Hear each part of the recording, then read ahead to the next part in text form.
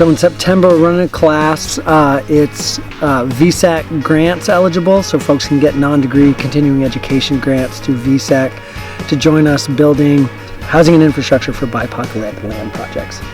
Is the target of the class, along with trying to give people some basic carpentry knowledge and some job site racial equity awareness.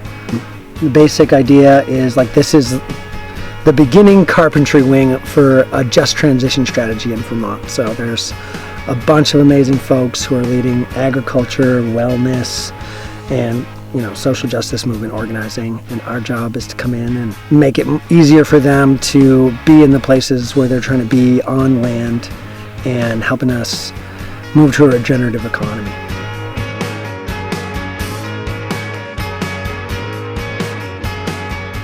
The intensive in September is 3-day weekends all month long, 2 days on, 1 day off for whoever wants to be part of the course.